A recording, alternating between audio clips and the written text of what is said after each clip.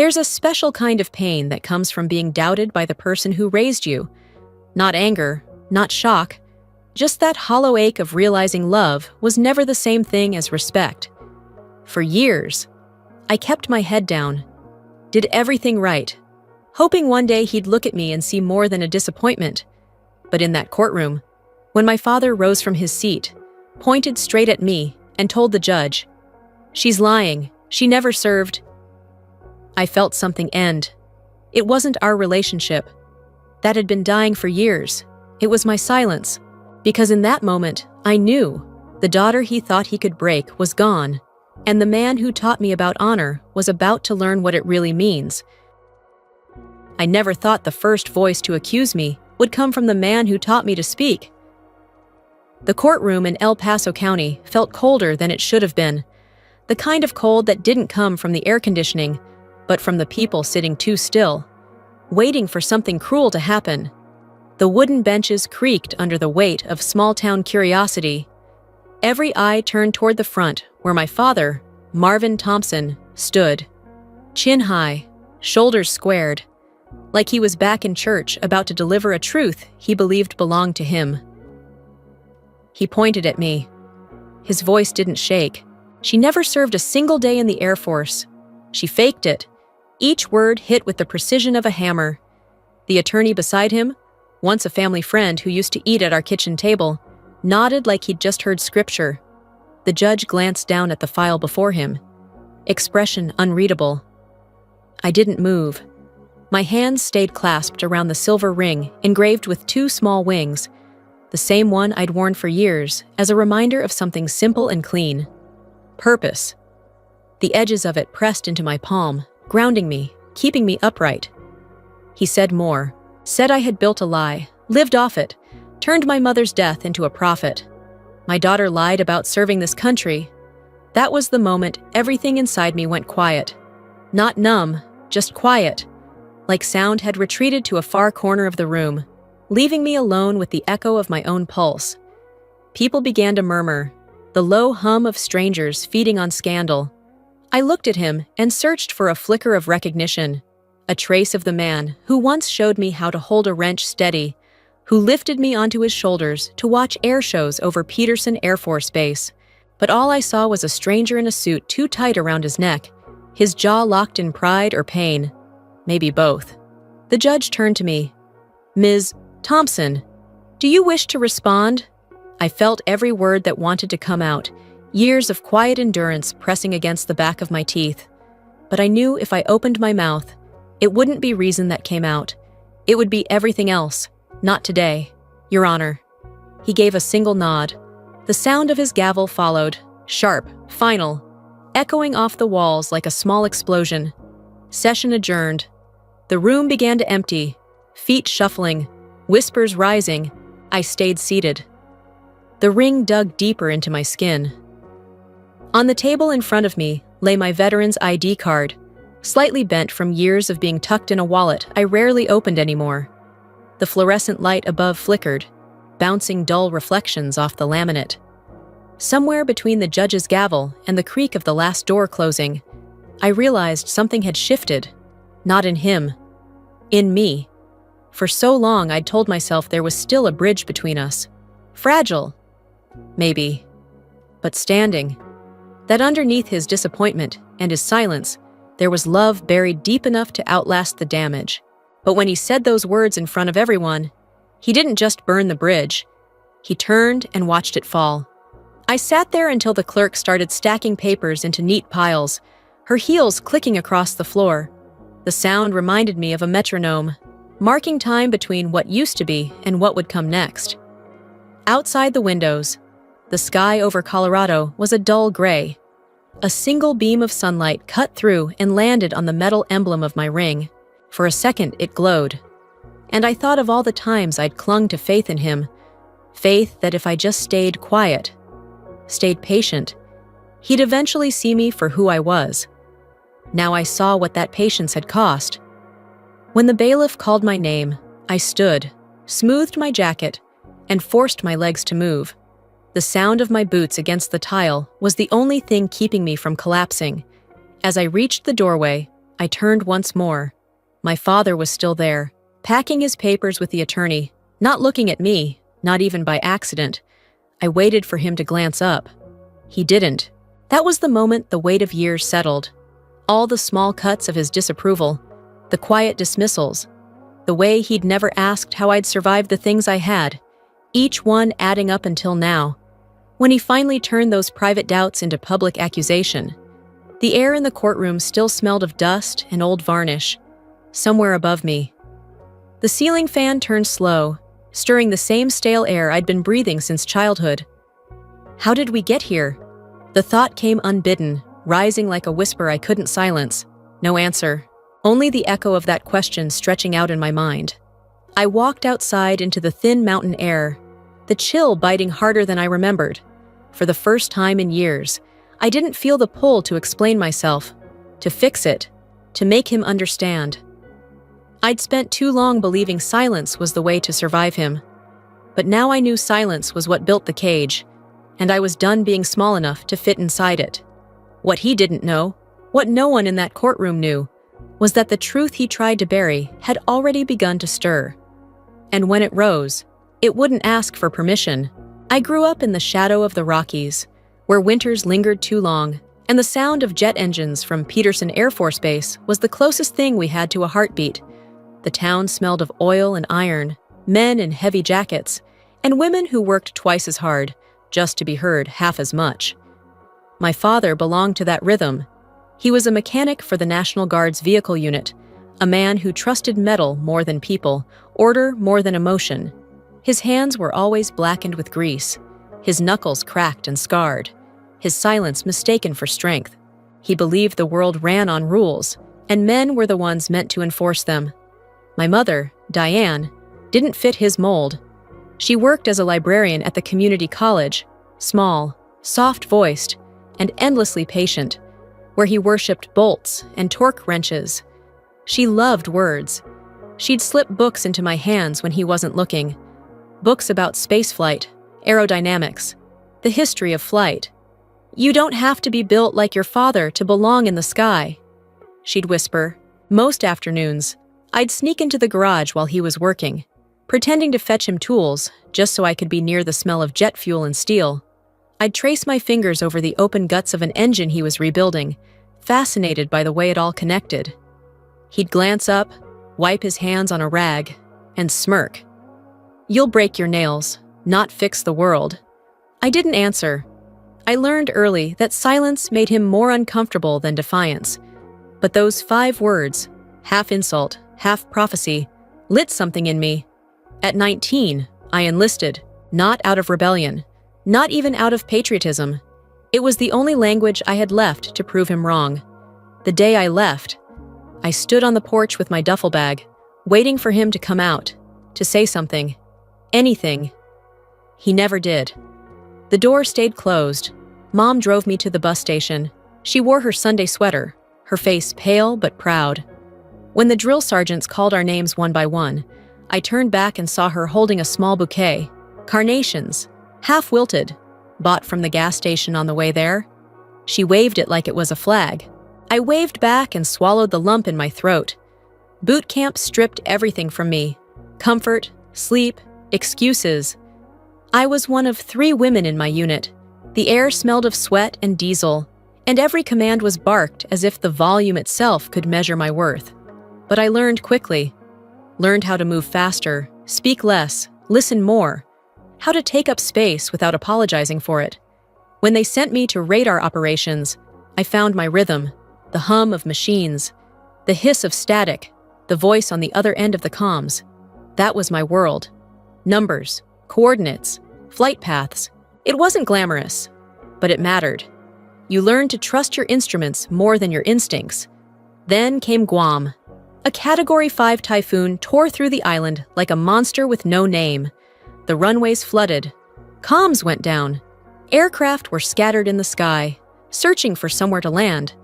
The power flickered, then died completely, and we switched to backup generators. For 18 straight hours, I manned the console, soaked in sweat and fear, guiding cargo planes toward strips of concrete that were barely holding together. Every voice on that frequency sounded the same: desperate, breaking, human. And I kept talking, calm, precise. Echo 7, maintain heading. Echo 7, you're clear to descend, by dawn. 24 people were alive who shouldn't have been. When the storm cleared, the commanding officer called me into his tent. He handed me a handwritten note and a commendation. Outstanding composure under critical conditions. Then he said, almost casually, "You've earned your call sign, Echo 7. It wasn't a medal, but to me, it was everything. Months later, when my tour ended, I flew home with that note folded in my pocket and the feeling, foolish, maybe, that my father would finally see me as more than a girl playing with tools. The drive from the airport felt endless. The sky above Colorado was sharp and blue, the mountains still dusted with snow. When I walked into the house, he was in the garage, just like always, elbows deep in an engine block. I stood there a moment before setting the small silver pin, the one that bore my call sign, on the workbench beside him. He looked at it, then at me. "You fixed planes, not people," he said flatly. "Don't call yourself a veteran." I remember laughing, but it wasn't humor, it was disbelief. I'd spent years chasing his approval, and he dismantled it in a single breath. Like another broken part he didn't have the patience to repair. I picked up the pin, slipped it back into my pocket, and told myself I didn't care. But the truth is, I did. Every word he said that day lived under my skin. In that moment, something small and sacred inside me began to fracture. Because in his world, service only counted if you came home bloodied. If you hadn't fought on the front lines, you hadn't fought at all. And in his mind, women didn't belong anywhere near the fight. I carried his words with me like shrapnel, not visible, not fatal, just deep enough to remind me every day that no matter how hard I tried, he'd never see me as enough. I didn't know it then, but that mission, Echo 7, was classified. It wouldn't appear on any public record.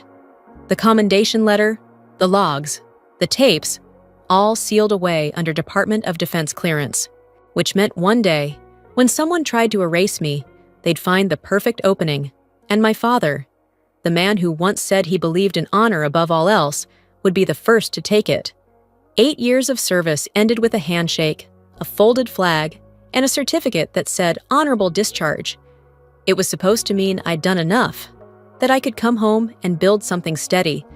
I found a small apartment near Colorado Springs and started teaching aircraft maintenance at the community college.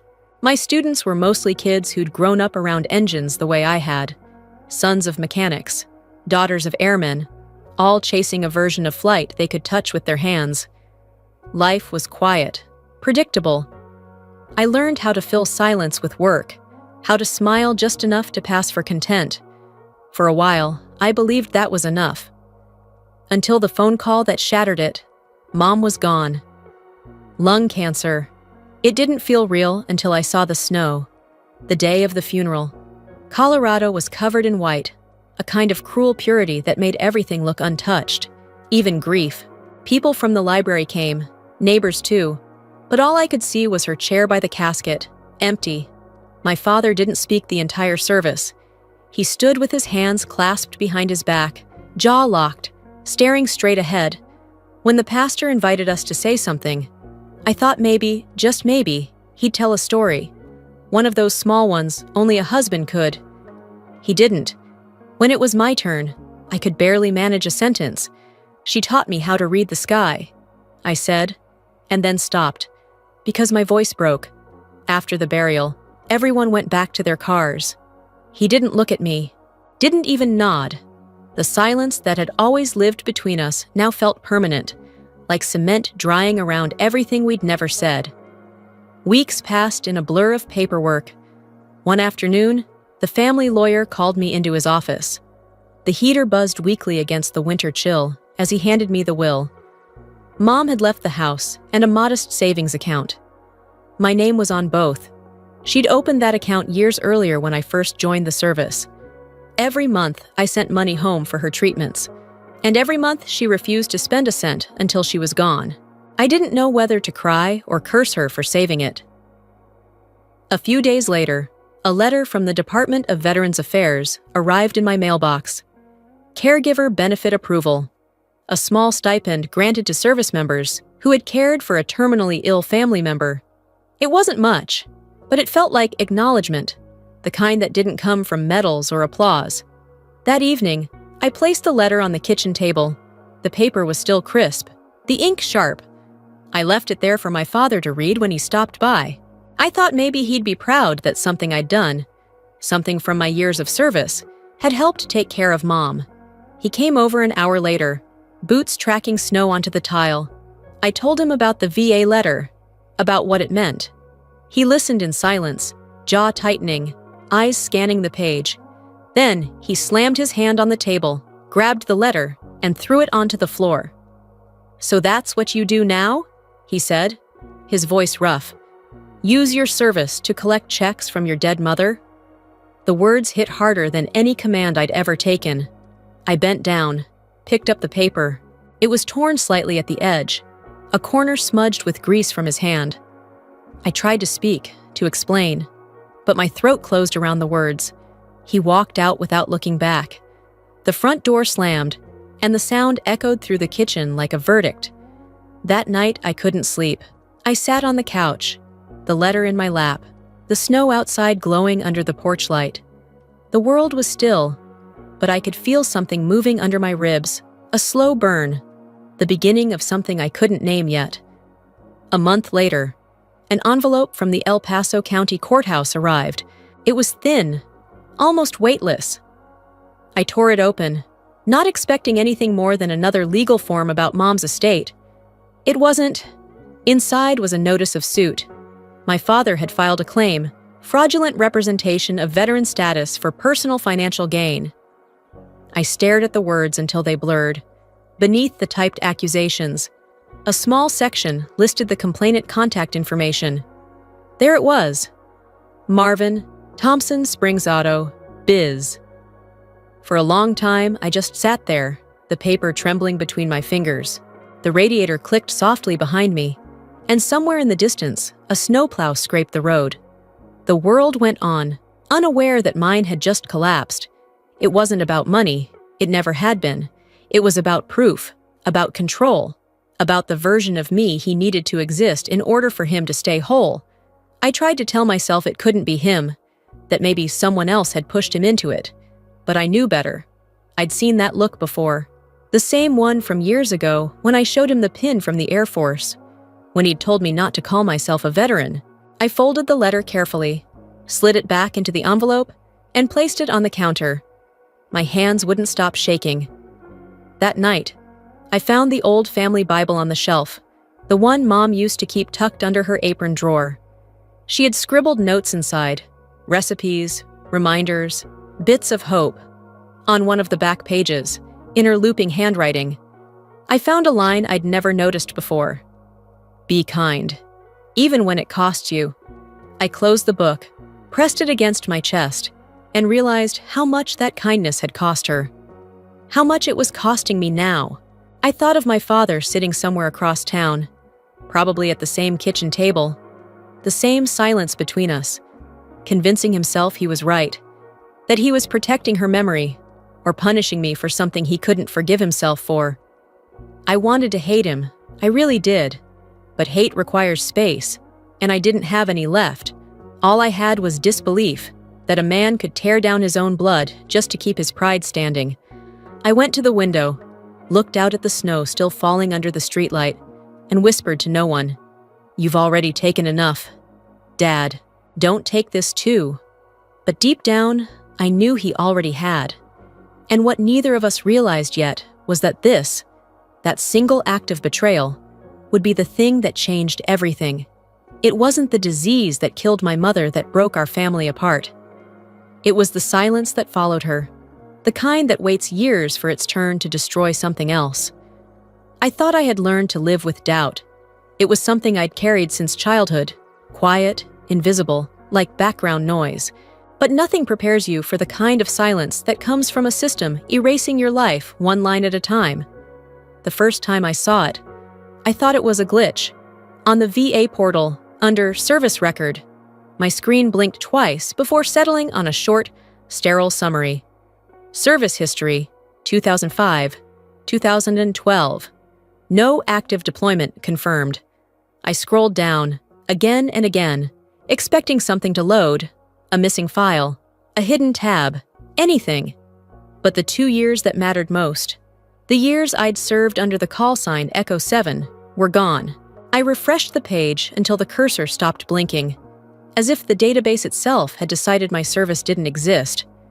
My heart pounded, slow and heavy, like something was falling apart inside me, and I was just waiting to hear the sound. The next morning, I drove to the VA office in downtown Colorado Springs. The waiting area smelled of burnt coffee and recycled air, the walls lined with faded posters about veteran benefits. When my number was called, I sat across from a middle-aged clerk with tired eyes. She typed quickly, then frowned. "Someone requested a verification audit on your file last month," she said, turning the monitor slightly toward me. The request came from this address. The fax number printed on the paper was familiar.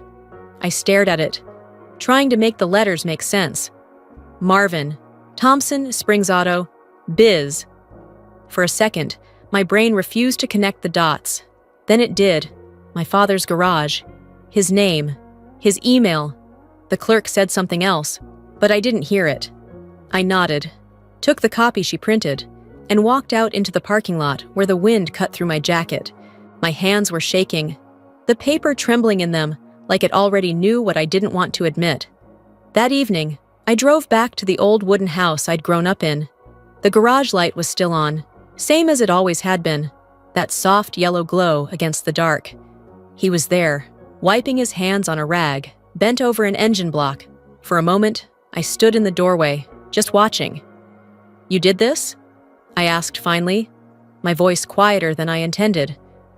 He didn't look up. I asked for the truth. He said, "If you served, prove it." I felt something twist inside me. Not anger yet, just disbelief.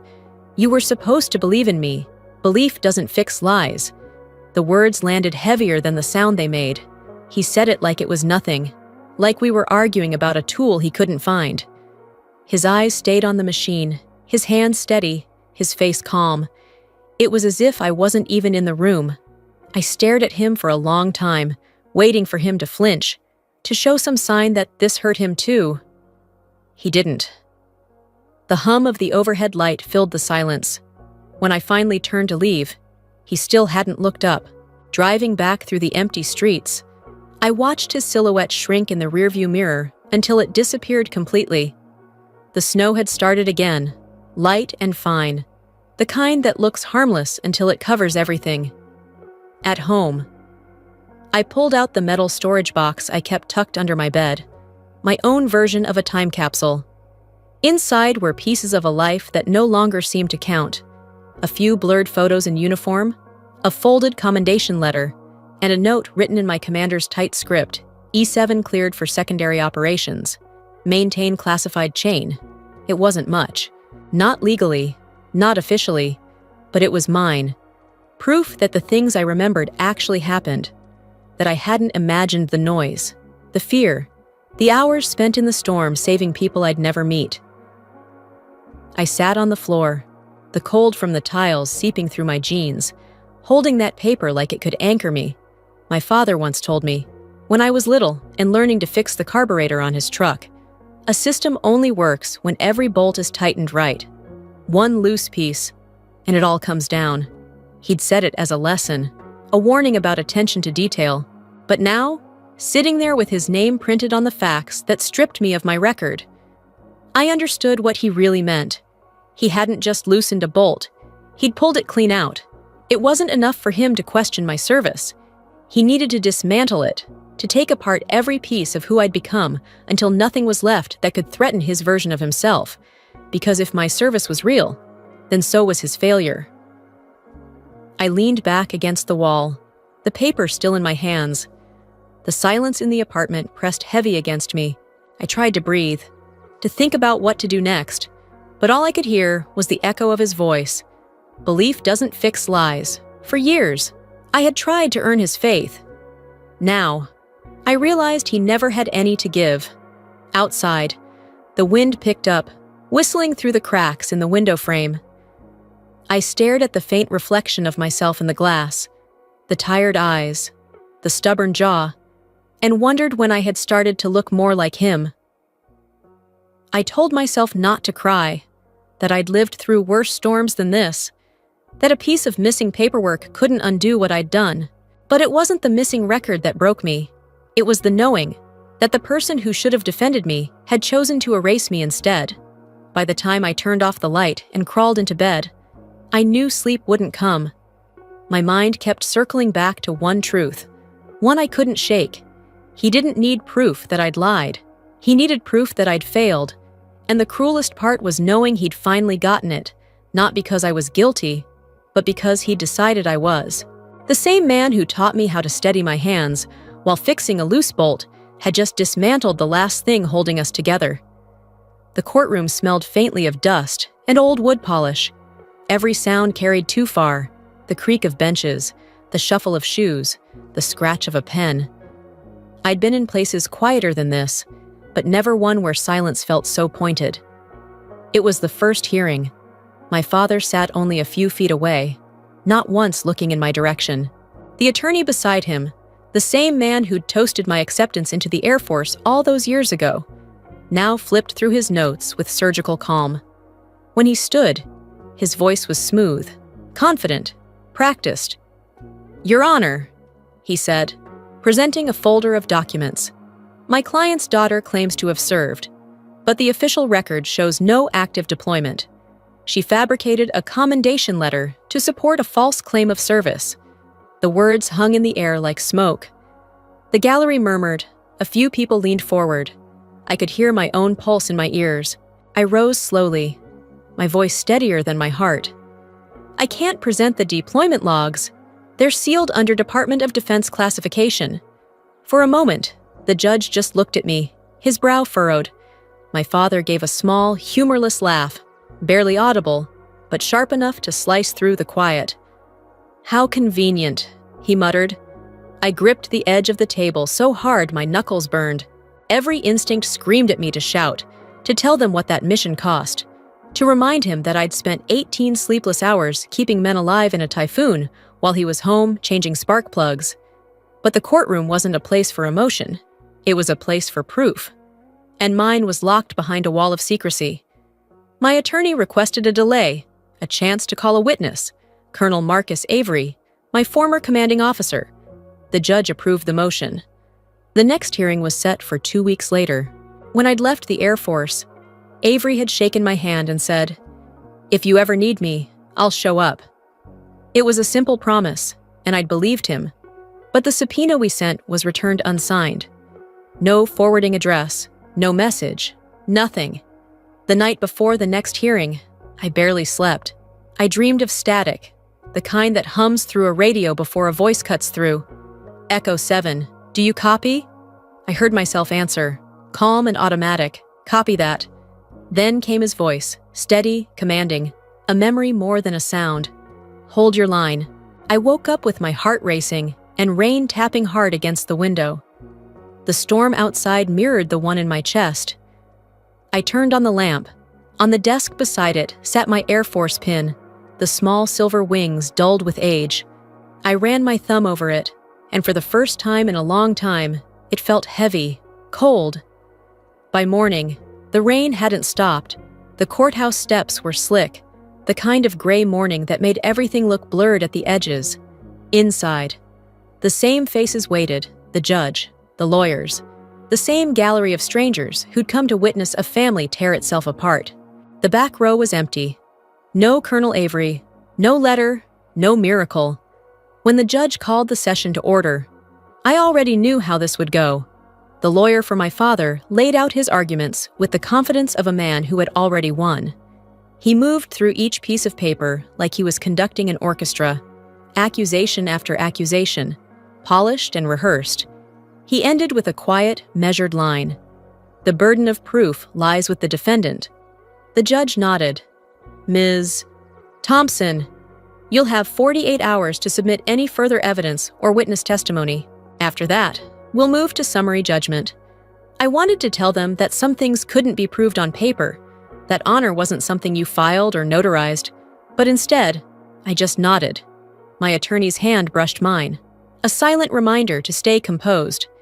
When it was over, I gathered my documents and walked out, ignoring the curious stares from the gallery.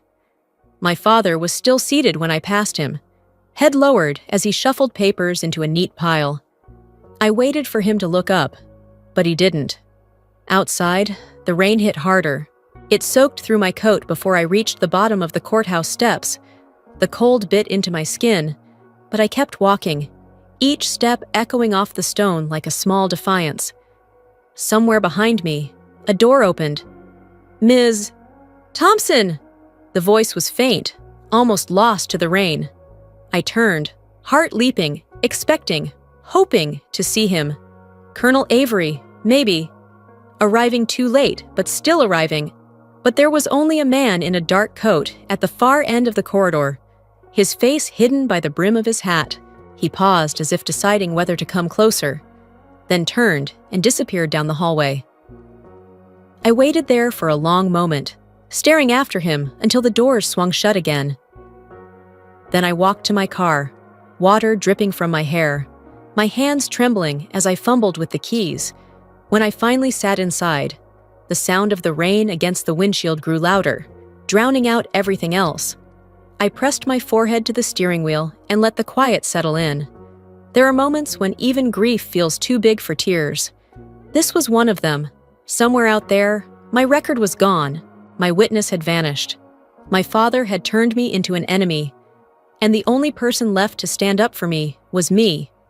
Still, as the wipers swept back and forth, I caught myself whispering into the empty car, the same words I'd once spoken into static. "Hold your line." The storm outside didn't let up. Neither did I. 2 weeks later, the final hearing began. The courtroom was overflowing, every bench filled, every corner lined with curious faces. I could feel the hum of anticipation before a word was spoken. Reporters waited with their cameras poised. The small-town rumor mill had already turned my life into a spectacle. The headline might as well have written itself, "Local woman accused by her own father of stolen valor." I'd chosen to wear my old uniform. The blue fabric had faded, the creases softer from years folded away, but I pressed it until every seam was straight. The silver Air Force pin gleamed under the courthouse lights. I didn't wear the medals. I didn't need to. I hadn't come to prove I was heroic, only honest. When the bailiff called the session to order, Judge Harper struck his gavel once. "Let's proceed," he said, and the air seemed to tighten. My father's attorney rose. His tone was calm, confident, the kind of practiced composure that made the truth sound like a performance. "Your Honor, the defense still has not provided verifiable proof of active deployment. The burden of proof lies entirely with Ms. Thompson." I stood, handed over my documents, my military ID, my training evaluations, my honorable discharge papers. He flipped through them with a faint smirk, as though the outcome had already been written. "Still nothing verifying deployment," he said, closing the folder with a soft snap. My father sat in the front row, arms crossed, his expression blank, but his posture rigid.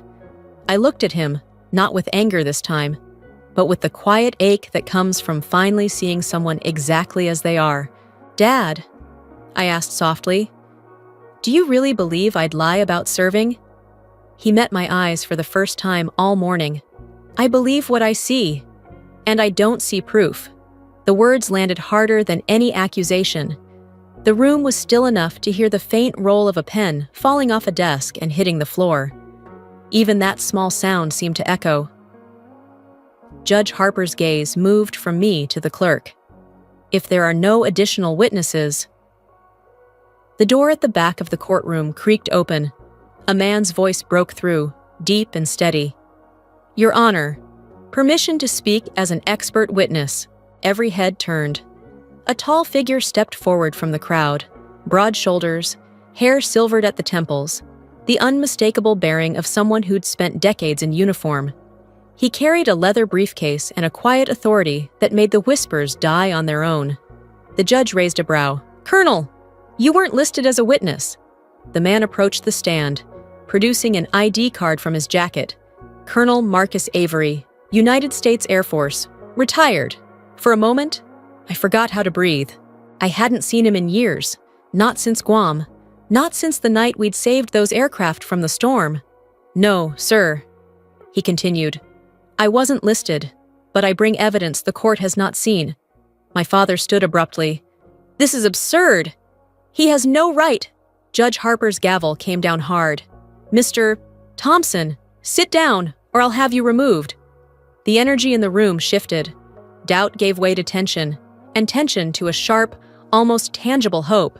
Colonel Avery opened his briefcase and drew out a thick folder bound with a red cover, stamped with a single bold heading, "Classified Release, Pacific Haven." He laid it carefully on the judge's bench. Sergeant Briella Thompson, call sign Echo 7, was deployed under Operation Pacific Haven, a humanitarian relief mission classified under Department of Defense protection until this year. For a second, I couldn't move. My mind replayed the storm, the frantic radio calls, the faces I never forgot. It all came rushing back. The 18 hours that had defined me, now reduced to a single document no one had been allowed to see until now. The gallery erupted in whispers. My father's attorney scrambled to recover, his voice higher than before.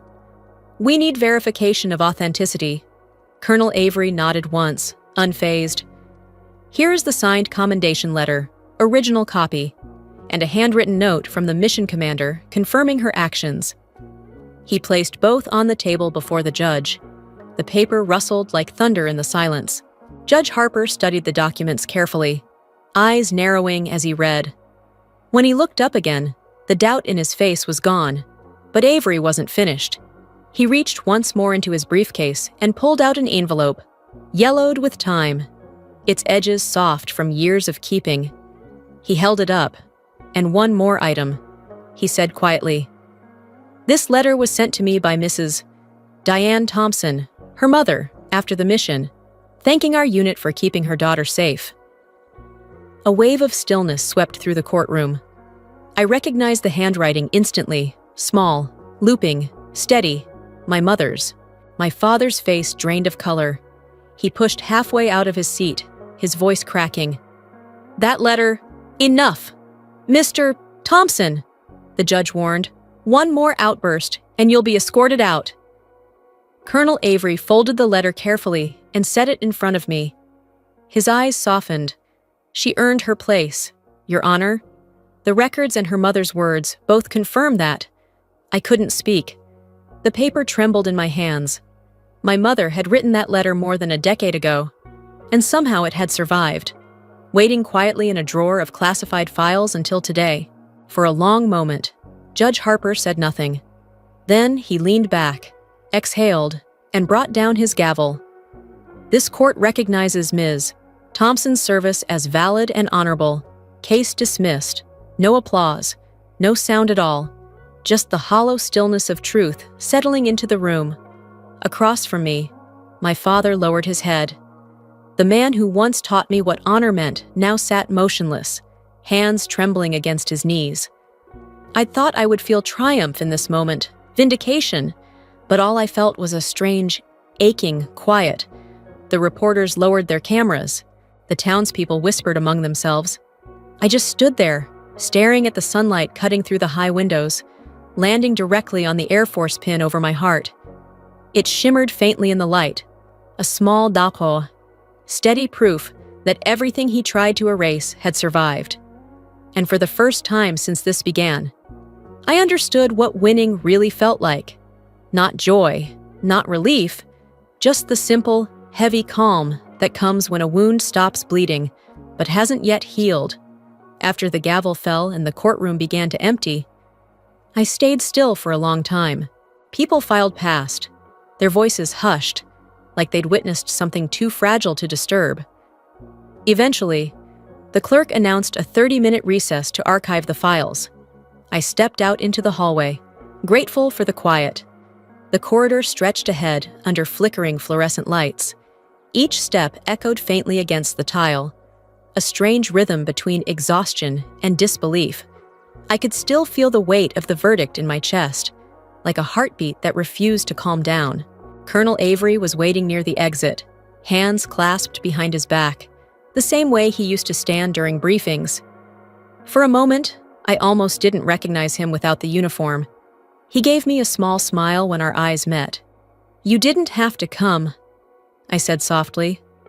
"I did," he answered, and the steadiness in his voice anchored me. "Your mother's letter reached me right before I retired. She asked me to keep it, said someday you might need it." My throat tightened. I bit down on my lip to keep from crying. "I thought you'd forgotten me." He shook his head. "No one forgets Echo 7. Something in the way he said it broke whatever wall I'd built around myself.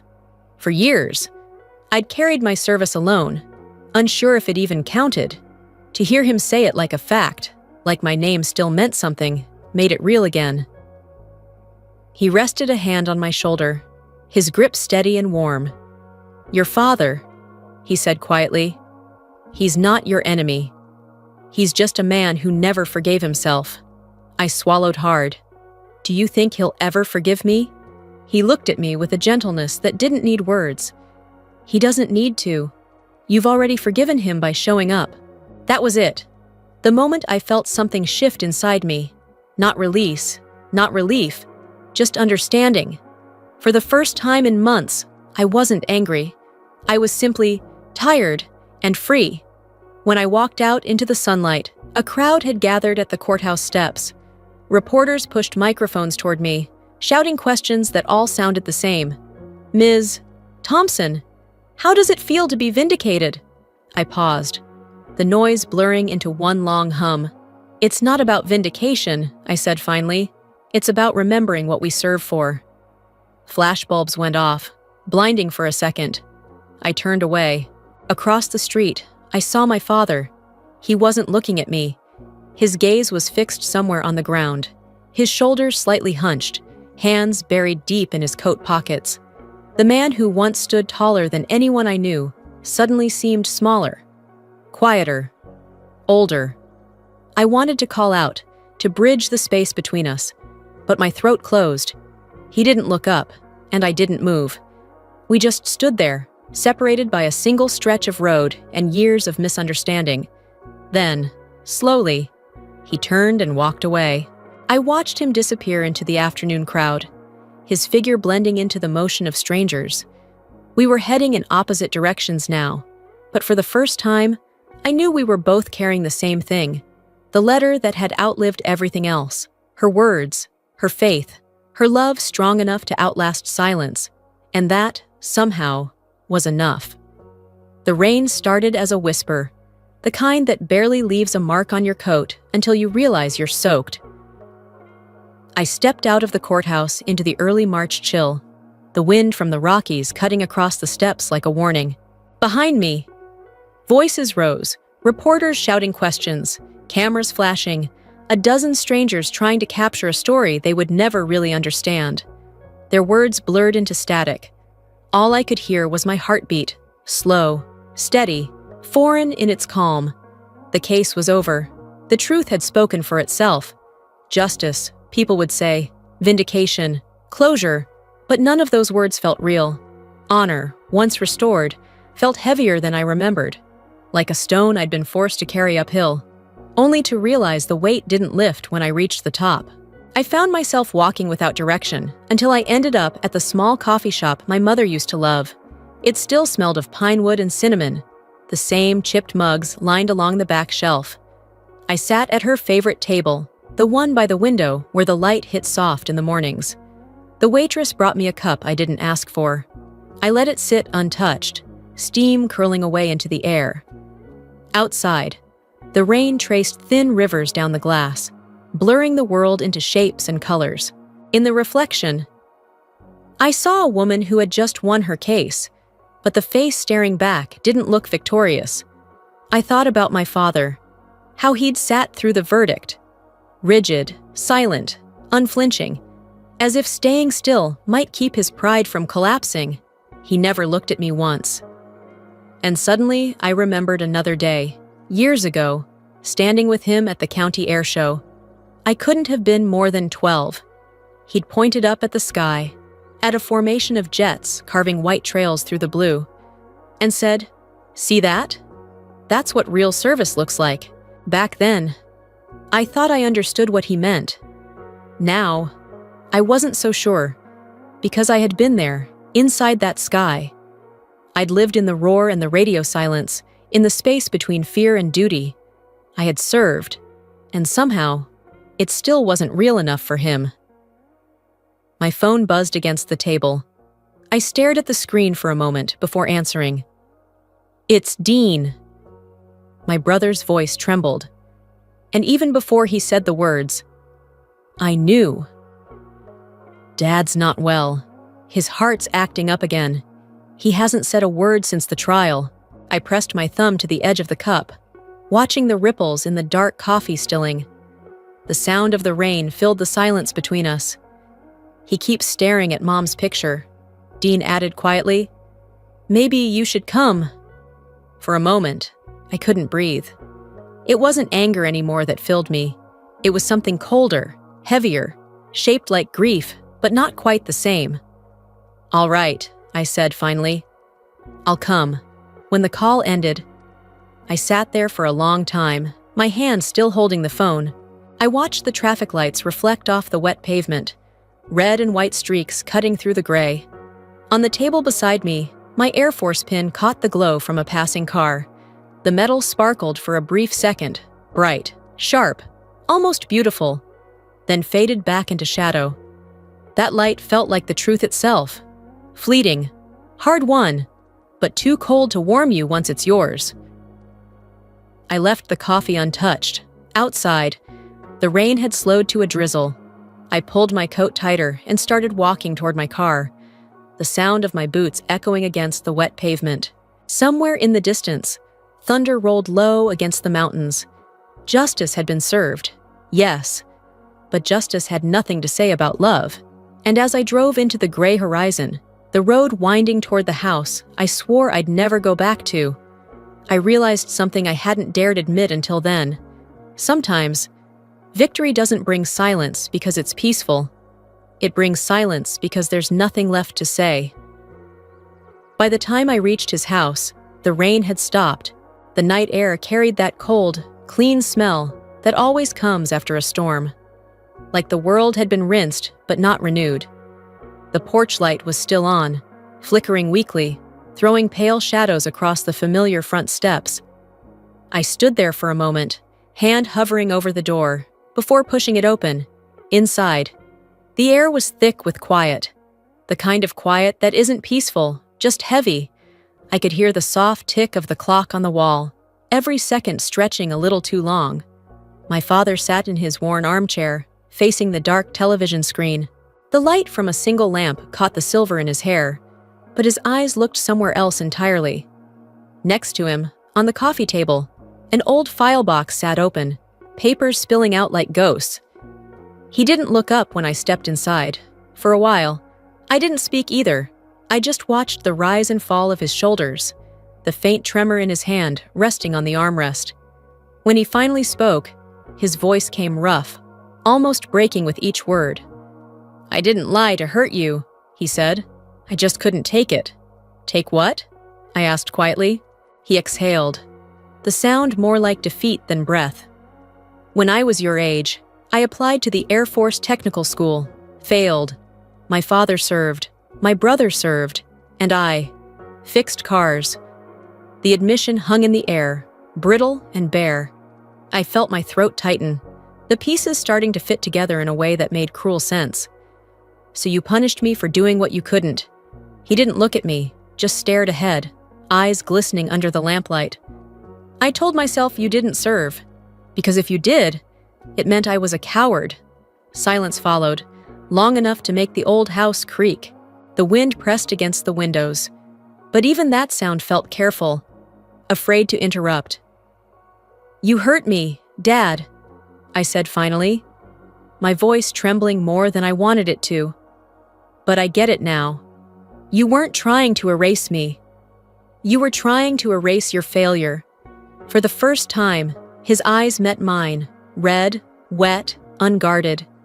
I'd spent years wanting him to look at me that way, and now that he did, it broke something open inside me. He swallowed hard, the muscles in his jaw working against the weight of regret. "I see you now," he said softly. "And I'm sorry." He reached for the file box beside him, pulling out a photograph. The edges were frayed, the colors faded. It was from my Air Force graduation, me in uniform, my mother beside me, her smile bright enough to outshine the desert sun. Beneath the photo was an old envelope, yellowed and thin, my mother's handwriting looping across the front. For my daughter, when she needs to remember who she is. My hands shook as I unfolded it. The paper was fragile, like her voice might crumble if I wasn't gentle enough. If someday your service is questioned, remember, honor doesn't need witnesses. It just needs truth. If he doubts you, it's his fear speaking, not his heart. By the time I reached the end, the ink had blurred where my tears fell. "She wrote that after you left," he said quietly. "I found it after she passed, but couldn't bring myself to read it." I folded the letter back along its old creases, then reached across the small space between us. His hand was cold, the skin rough, familiar in a way that ached. I took it anyway. "Then let's read it together this time," I said. He nodded, his grip tightening just slightly. The clock ticked on, steady and slow, as the lamp cast a soft golden glow over us.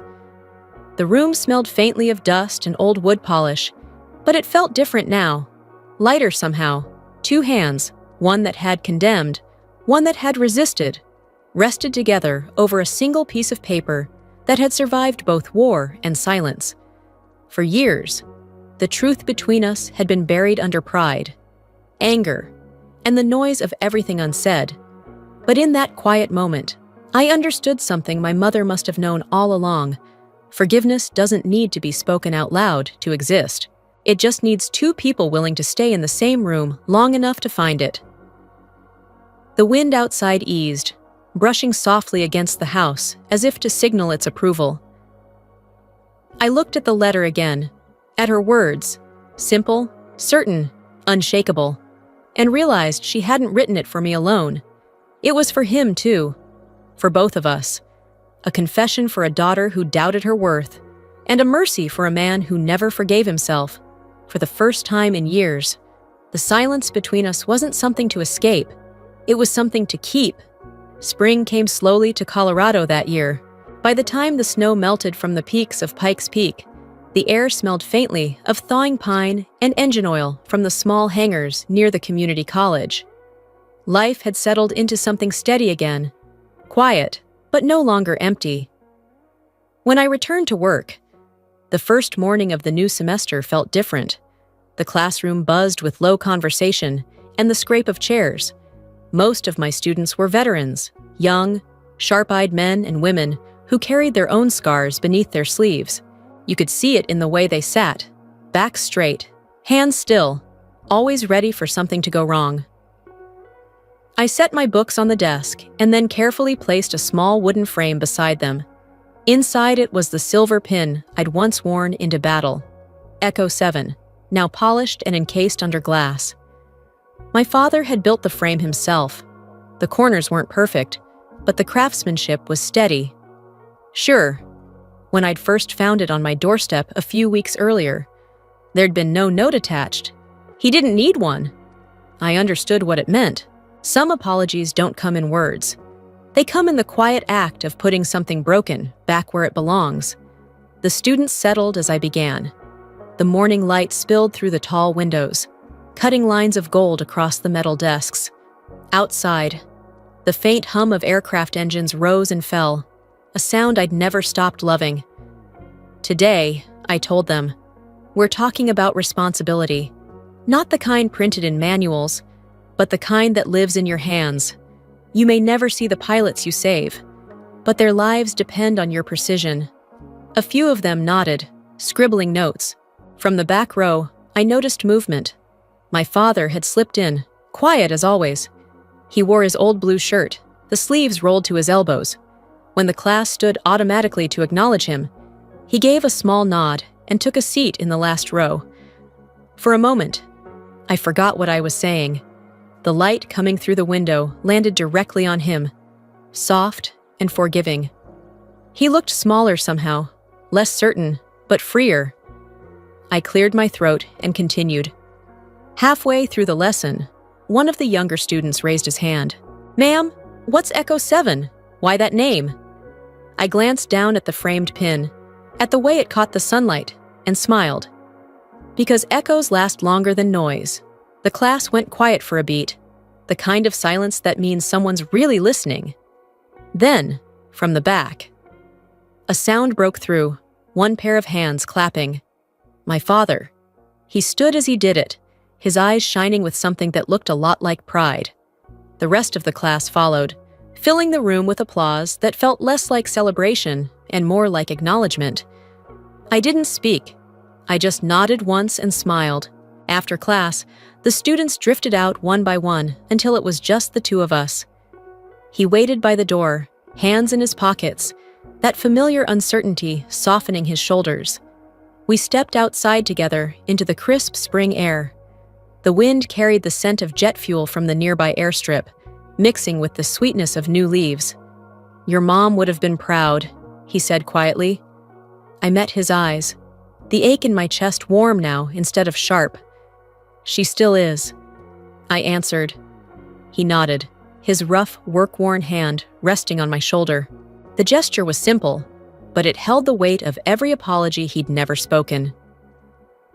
We stood there for a while, neither of us needing to fill the silence. The trees swayed gently in the wind, and somewhere above, a plane cut across the sky, leaving a pale trail that faded slowly into blue. It struck me then how some things, honor, love, forgiveness, don't vanish when time moves on. They echo, and for the first time in years, the echo didn't hurt. It sang.